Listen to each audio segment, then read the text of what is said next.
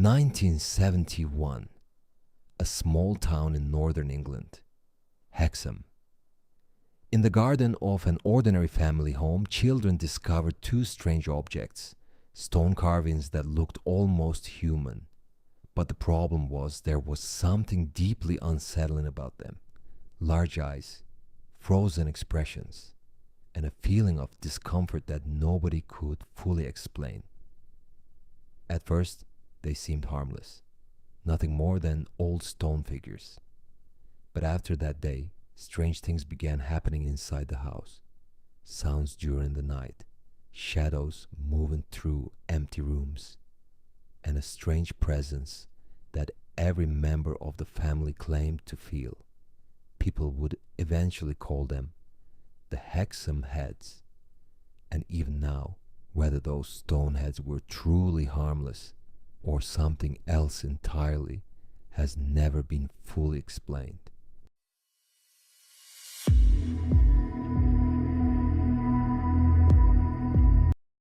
The story began in the small town of Hexham in Northumberland, England.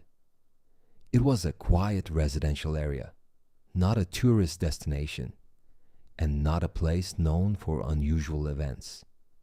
People knew their neighbors, and after dark, the streets became silent quickly. The summer of 1971, a group of children from one family were playing in the front garden. They were digging through dirt and stones without expecting to find anything unusual. Then suddenly something appeared beneath the soil. At first, they assumed it was an old ornament, but as the dirt was brushed away, the shape became clearer. It was a human face, a small stone carving, yet strangely realistic. The eyes were carved too large. The mouth was tightly closed. And somehow the object felt unsettling the moment they looked at it. The children laughed at first, treating it like a strange toy. But moments later they discovered another face nearby. Two stone heads, both similar in size, both shaped like human faces. At first, the family dismissed them as old decorations. But that night, the atmosphere inside the house began to change. No one could explain why, yet every member of the family started describing the same feeling. The house felt different, as if someone was watching them. At first, it sounded like coincidence, but over time, that feeling only became stronger. After discovering the stone heads, the family placed them on a shelf inside the house. The objects looked old, unusual, but harmless. At first, they were treated as nothing more than a curiosity. Even the neighbors reacted casually. Some believed they were old Celtic ornaments. Others laughed, calling them children's toys. But after several days, the atmosphere inside the house began to change. The family started sharing similar experiences. Strange sounds could be heard at night. At first, they blamed the wind. Old houses creak, floors shift, walls groan in the dark. But the sounds always came from the same place, the end of the hallway, near the room where the stone heads were kept. Late at night, someone claimed to hear scratching sounds, slow, deliberate, dragging across the floor. Some family members said it felt like someone was walking through the house, but whenever they opened the door, there was nothing there, only an empty hallway beneath a dim light. Then the children started behaving differently. At night, they avoided looking at the stone heads, and eventually one child claimed the heads moved during the night. At first, the parents refused to believe it, but over time, even the adults became uneasy. The atmosphere inside the house felt heavy, as if the air itself had changed. And no matter where they stood, there was always the feeling that someone was nearby.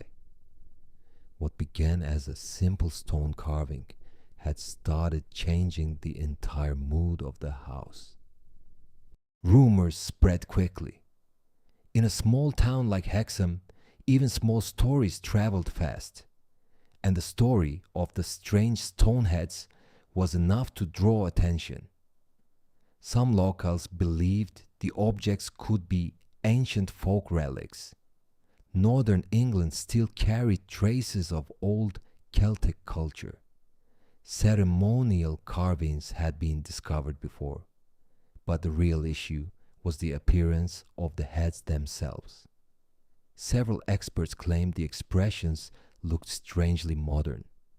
Others argued the carving style felt unnatural, and somehow that unnatural quality made the objects even more disturbing. They did not look ancient, but they also did not look newly made. As more people investigated, stranger stories began to surface. Some residents claimed unusual things had happened near that area for years. Sounds at night. Shadows moving where no one was there. Animals refusing to approach certain places. Most of the stories could never be confirmed. But slowly people stopped seeing the incident as a simple discovery of old stone carvings. Something about it felt different. And from that point on, the atmosphere inside the town began to change. After sunset, people avoided walking near the house. Children joked that the stone heads were watching them. Even adults laughed nervously while clearly uncomfortable. No one was certain, but eventually everyone began asking the same question. If those objects meant nothing, why did they feel so disturbing? As time passed, the family's fear began taking on a more specific shape. At first, they believed it was only anxiety. A strange object had entered the house, and everyone had become overly sensitive because of it. But one night, everything changed. A family member claimed to witness something disturbing. Late in the early morning hours, he saw movement at the end of the hallway. At first, he thought it was a dog. It moved low to the ground, slowly crossing the hallway. But almost immediately, he realized something was wrong. The movement did not resemble a normal animal. The body looked long, unnaturally twisted, and somehow the way it moved felt disturbingly human. But what frightened him most were the eyes. Even in complete darkness, the eyes could still be seen. Faint reflections deep in the hallway. After that story spread, other family members began describing similar experiences. One person claimed to hear breathing outside a bedroom door. Another said they woke during the night and saw a dark figure standing silently in the corner of the room. But every time the lights were turned on, the figure disappeared. The room was empty. As the days passed, the family moved the stoneheads into different rooms. They hoped the atmosphere inside the house might finally improve. But the strange events continued, and eventually, some family members claimed the feeling remained even after the heads had been removed. By that point, people no longer viewed the story as simple superstition. Something inside that house felt deeply wrong. Was something truly there? Or had fear itself started changing the family's perception? No one could answer that. But one thing became impossible to deny. After the stoneheads arrived, nothing inside that house ever felt normal again. The story of the Hexham Heads eventually reached local newspapers. At first, it was treated as a strange curiosity. Children discover mysterious stone faces. But over time, the reports became more unsettling. The family's experiences, the sounds during the night, and witness accounts that no one could fully explain. As the rumors spread, more dramatic theories began to appear. Some believed the stone heads were connected to ancient rituals. Others warned they might be cursed objects. And before long, people outside Hexham started paying attention. Around that time, paranormal investigators became interested in the case.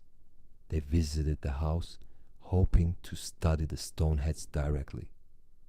Some claimed they felt unusual energy near the objects. Others described an overwhelming pressure inside the room. But scientifically, nothing unusual could be proven.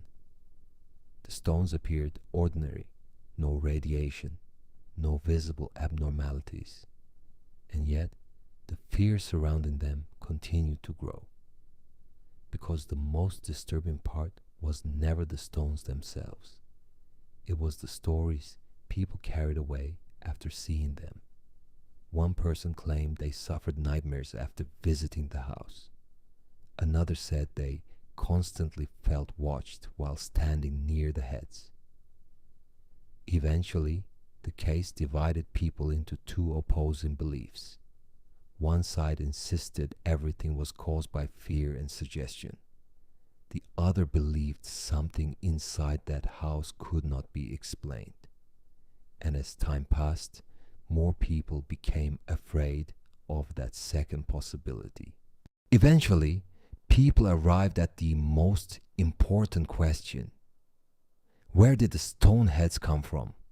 The place where the children found them was an ordinary family garden, not an archaeological site. No historical records were connected to the area, and yet somehow the objects looked as though they had been buried there for many years. Some people attempted to connect the heads to ancient Celtic traditions. Northern England carried many legends linked to forgotten rituals and old beliefs. Human-shaped carvings had once been used as symbolic objects in spiritual practices, but even experts could not agree. Some argued the carvings looked crude, almost amateurish. Others believed that awkward appearance was exactly what made them disturbing, as if someone had tried to recreate a human face without fully understanding it. And there was another strange detail. Almost everyone who saw the stone heads closely described the same reaction: a deep sense of discomfort, the feeling that they did not want to keep looking at them. And even after looking away, the feeling remained. One researcher claimed this was only a psychological effect. Humans naturally feel uneasy when something appears human, but not completely human. That explanation made sense, but it still did not explain everything. Why did so many people describe the same fear?